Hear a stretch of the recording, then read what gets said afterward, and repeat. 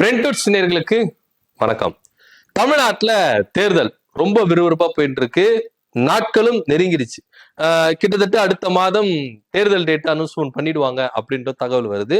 இதனிடையில ஒவ்வொரு கட்சியும் ப்ரிப்பேர் ஆயிட்டு வராங்க. தங்களுடைய கூட்டணிகளை பலப்படுத்துறாங்க.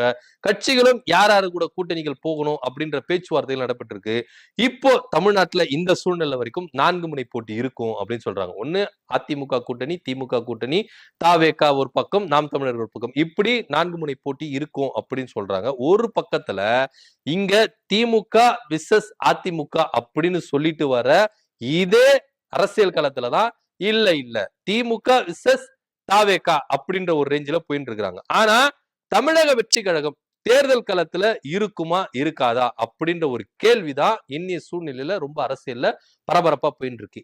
என்னப்பா சொல்ல வர அப்படின்னா, இங்க விஜய் அவர்களை செம்மையா லாக் பண்ணி இருக்கிறாங்க பாஜக அப்படின்றதுல எந்தவித மாற்று கருத்துல. ஒரு பக்கம் சிபிஐ வழக்கு, ஒரு பக்கம் ஜனநாயகன் பட விவகாரம், இன்னொரு பக்கம் வருமான வரித்துறை அபராத விரிச்சாங்களா 1.5 கோடி, இதை கட்டியே ஆகணும், நாங்க போட்ட அபராதம் கரெக்ட் தான், இவரு கட்டியே ஆகணும் அப்படின்னு சொல்லிட்டு 3 பக்கமும் என்ன பண்ணிருக்காங்க, விஜய போட்டு நெருக்குறாங்க. இதுக்கெல்லாம் என்ன காரணம்? ஏன் விஜய் இந்த அளவுக்கு வறுத்து எடுக்கணும்? ஏன் விஜய் இந்த அளவுக்கு டார்கெட் பண்ணணும் அப்படின்னா, ஏன்னா எல்லாருக்குமே ஒரு பொதுவான கேள்வி இருக்கு, எனக்கும் உண்டு. ஏன்னா பராசக்தி படம், ஜனநாயகன் படம் அடுத்தடுத்த தேதியில ரிலீஸ் ஆகணும் அப்படின்னு சொன்னாங்க. இத்தனைக்கும் சென்சார் சர்டிபிகேட் கிடைக்காம தான் 2 படமும் என்ன பண்ணாங்க, டேட் அனௌன்ஸ்மெண்ட் பண்ணாங்க. அது ஜனநாயகன் படமா இருக்கட்டும், பராசக்தி படமா இருக்கட்டும். சென்சார் போர்டு போயிட்டு சர்டிபிகேட் வரல, டேட் அனௌன்ஸ்மெண்ட் பண்ணிட்டாங்க. ஆனா பராசக்திக்கு யூஎஸ்ன்றது கொடுத்துட்டாங்க. ஏன்னா இந்திய எதிர்ப்புக்கு அப்படின்னு சொல்லிட்டு தான் அந்த படம் இருந்தது. ஆனா இதுல பாஜக எப்படிப்பா இதுல வந்து அரசியல் செய்யல அப்படின்ற கேள்வி எல்லாருக்குமே இருக்குது. ஏன்னா உண்மையிலேயே இந்த படத்தை ரிலீஸ் பண்ண கூடாது, பராசக்தி படத்தை தான் ரிலீஸ் பண்ண கூடாதுன்னு பாஜக நினைச்சிருக்கணும். ஏன்னா இந்தி திணிப்புக்கு எதிராகவே இந்த படம் இருக்கு, அதனால இந்த படத்தை தடை பண்ணணும் அப்படின்னு சொல்லிருக்கலாம். ஆனா எல்லாருமே அப்படிதான் நினைச்சாங்க. ஆனா இங்க அந்த படத்துக்கு சர்டிபிகேட் கொடுத்துட்டு ஜனநாயக படத்தை முடக்கிட்டாங்க. ஏன் அப்படின்னு எல்லாருக்குமே கேள்வி இருந்தது, இருக்கவும் செய்யுது. ஜனநாயகன் படத்துல வருகிற காட்சிகளா, இல்ல ஜனநாயகன் படத்துல விஜய் அவர்கள் பேசின டைலாக்கா அப்படின்னு எல்லாரும் பேசிட்டே இருந்தாங்க. ஆனா இதெல்லாம் தாண்டி இன்னொரு விஷயமும் இருக்கு. என்ன அப்படின்னா, விஜய் அவர்கள் தேர்தல்ல நின்னா இது பாஜக அதிமுக கூட்டணிக்கு பாதிப்பு வரும். விஜய் அவர்கள் தனித்து நின்னாலோ இல்ல கூட்டணி அமைத்து நின்னாலோ இதோடைய வாக்குகள் யார்கிட்ட இருந்து பிரிக்கப்படும் அப்படின்னா, அதிமுக பாஜக கூட்டணியில் இருக்கிற வாக்குகள் தான் பிரிப்பற கண்டி. திமுகவுக்கு ஸ்டாண்டர்டா அந்த வாக்குகள் இருக்கும். இதுக்கு திமுகவுக்கும் விஜய் அவர்கள் தனித்தின்றதுக்கும் பாதகமே இருக்காது. ஏன்னா திமுகவுக்கு எந்த ஒரு சேதாரமும் வரப்போறது இல்லை. சேதாரம் யாருக்குன்னா பாஜகவுக்கு அதிமுகவுக்கு தான். அதுல எந்தவித மாற்று கருத்து இல்ல அப்படின்றது தான் பாஜக நம்புறாங்க. அதனால பாஜக என்ன பண்ணாங்கன்னா, சிபிஐ வைத்து எந்த அளவுக்கு நெருக்கடி கொடுக்கணுமோ அந்த அளவுக்கு நெருக்கடி கொடுக்கறாங்க அப்படின்னு பொதுவெளியில பயங்கரமா பேசும் பொருளாகவே இருக்குது. ஏன்னா நீங்க சிபிஐ விசாரணைக்கு விஜய் அவர்கள் போகும்பொழுது அவருடைய முக பாவனை, அவருடைய சிரிப்பு, பொன் சிரிப்பு எல்லாமே நம்ம பார்த்தோம். விசாரணை முடிஞ்சிட்டு வெளியே வரும்போது எந்த அளவுக்கு சோர்ந்து போய் இருந்தாரு, எந்த அளவுக்கு அவர் கடுமையா ஒரு முகத்தோட வந்தாரு அப்படின்றதையும் நம்ம பார்த்தோம். கேட்டா டயர்டு அப்படின்றாங்க. அப்படியெல்லாம் கிடையாது.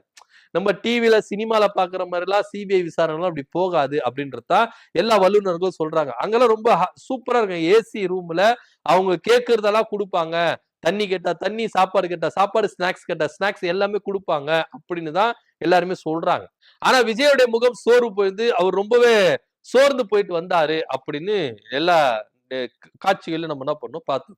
ஏதோ ஒண்ணு நடந்திருக்கு அப்படின்னு சொல்லிட்டு தான் எல்லாருமே என்ன பண்றாங்க சொல்றாங்க. அங்க விஜய் அவர்களுக்கு என்ன நடந்தது அப்படின்னு அவரா வாயை திறந்து சொன்னாதான்ப்பா தெரியும் அப்படின்னு தான் சொல்லப்படுது.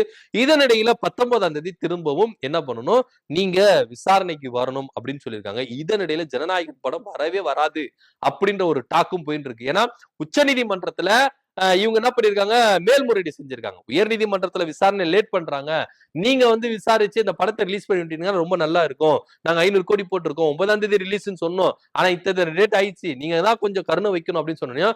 அவங்க என்ன பண்ணிட்டாங்க, தள்ளுபடி பண்ணிட்டாங்க. உங்க சவாசம் வேணப்பா, கிளம்புப்பா, இதுல நாங்க தலையிட விருப்பம் இல்ல, நாங்க இதுல தலையிட மாட்டோம், நீ உயர் நீதிமன்றத்துக்கிட்டே போய்க்க அப்படின்னு சொல்லிட்டு உச்ச நீதிமன்றம் என்ன பண்ணிட்டாங்க, அங்கே அனுப்பிட்டாங்க.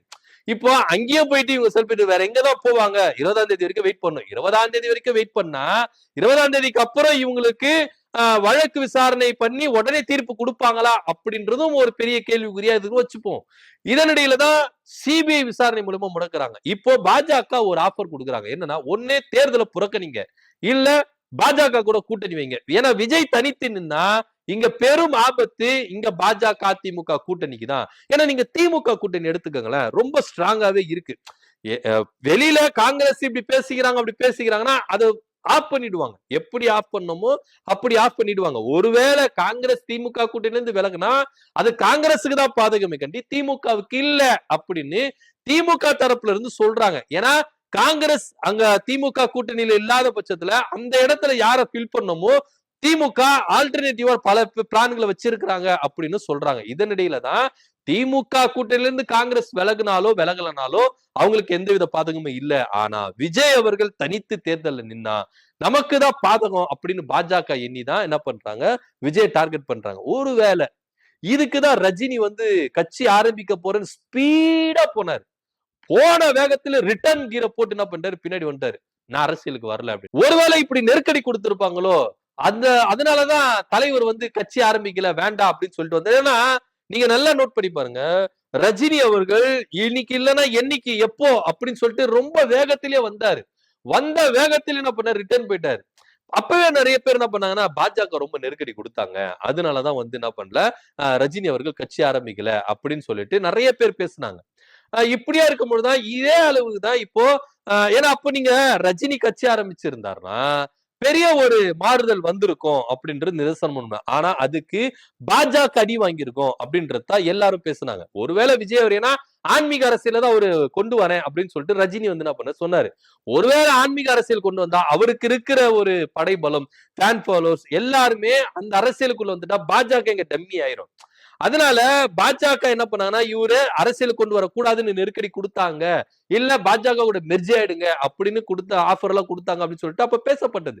அதனாலதான் இவருக்கு வேண்டாம் அப்படின்னு சொல்லிட்டு கட்சி என்ன பண்ணல எடுத்த வேகத்துல என்ன பண்றாரு, அது கட்சியே வேண்டாம்ப்பா அப்படின்னு சொல்லிட்டு விலகிட்டு வந்துடுறாரு. ஆனா விஜய் அவர்கள் அப்படி இல்ல, கட்சி ஆரம்பிக்கிறேன் அப்படின்னு சொல்லிட்டு ஆரம்பிச்சு ரொம்ப ஸ்பீடா வளர்ந்துட்டே வந்தாரு. ஆனா விட்டு கொடுத்தாங்க, விட்டு போ போ போ என்ன நடக்குதுன்னு பாப்போம், விட்டு பிடிப்போம் அப்படின்னு சொல்லிட்டு பாஜக விட்டு பிடிச்சாங்க. ஆனா இன்னைக்கு இவர் தேர்தல்னா இவரு நமக்கு ஏன்னா நீங்க பியூஷ் கோயல் சொன்னாரு, விஜய் பொலிட்டிக்கல் ஸ்பாய்லர் அப்படின்னு ஒரு வார்த்தை சொல்லிட்டு போனாரு. சும்மாலாம் சொல்லல, எல்லாத்தையும் அவங்க வந்து அனலைஸ் பண்ணிருக்காங்க. ஏன்னா உளவுத்துறை ரிப்போர்ட் எல்லாம் கொடுத்திருக்கிறாங்க. விஜய் அவர் நின்னா யாருக்கு சாதகம் யாருக்கு பாதகம், திமுகவுக்கு இது ஆதாயமா இல்லையா அப்படின்றது எல்லா உளவுத்துறை ரிப்போர்ட்டும் அங்க போயிருக்கு. விஜய் அவர்கள் தனித்து நின்னாலோ இல்ல மூன்றாவது ஒரு அணியை உருவாக்கி நின்னாலோ அது முழுக்க முழுக்க அதிமுக பாஜக கூட்டணியை தான் பாதிக்குமே கண்டி திமுகவையோ திமுக கூட்டணியோ பாதிக்காது அப்படின்றதுல ஃபுல் ரிப்போர்ட். ஒருவேளை காங்கிரஸ் இங்க இருந்து விலகி விஜய் கூட சேர்ந்தாலோ அது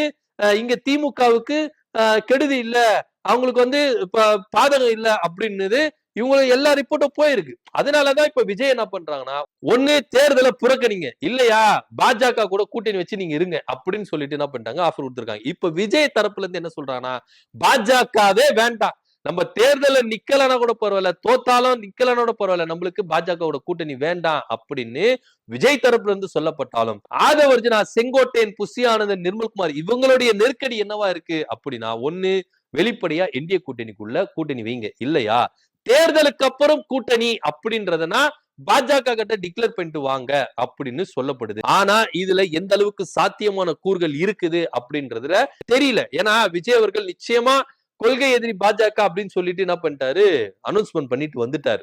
இப்ப பாஜக கூட டைரக்டா கூட்டணி வைக்க முடியாது. ஒருவேளை தேர்தலுக்கு அப்புறம் கூட்டணி வச்சாலும் விஜயோட அரசியல் வாழ்க்கை ஸ்பாயில் ஆயிடும், அவ்வளவுதான். அதுக்கப்புறம் அவர் வந்து எழுந்துக்கவே முடியாது, அதுக்கப்புறம் அவர் அரசியலுக்கும் போக முடியாது, சினிமாக்கும் போக முடியாது அப்படின்ற ஒரு சூழ்நிலை. இப்ப விஜயோட நினைப்பு என்னவா இருக்குன்னா ஏன் இவங்களெல்லாம் நம்ம வந்து கூட சேர்த்துக்கிட்டோம், நம்ம தனியா வந்து அரசியல் பண்ணல அப்படின்ற ஒரு ரேஞ்ச் இன்னைக்கே ஒரு ஃபீல் பண்றாரோ அப்படின்னும் பல பேர் என்ன பண்றாங்க, தமிழக வெற்றி கழகத்துல இருந்து பிரிஞ்சு வந்தாங்கல்ல அவங்க எல்லாருமே என்ன பண்றாங்க சொல்றாங்க. இதுக்குதான் விஜய் அவர்கள் அரசியல் நல்லா கத்துக்கிட்டு வரணும், கூட இருக்கிற ஆளுங்களை அவர் நம்பினாரு, புஷி ஆனந்த், ஆதவர்ஜனா இது போன்ற ஆட்களை நம்பினாரு. இன்னைக்கு விஜயோட நிலைமை இதுதான். இவர் ஒருவேளை சுயமா இவர் நம்பி இருந்தாருன்னா ஜான் ஆரோக்கியசாமி போன்றவருடைய ஆலோசனை கேட்காம இவருடைய சுய ஆலோசனையில அரசியல் செஞ்சாருன்னா இன்னைக்கு விஜய் வேற லெவல்ல போயிருப்பாருன்னு சொல்லிட்டு தமிழக வெற்றி கழகத்துல பயணித்தவங்க என்ன பண்றாங்க சொல்றாங்க.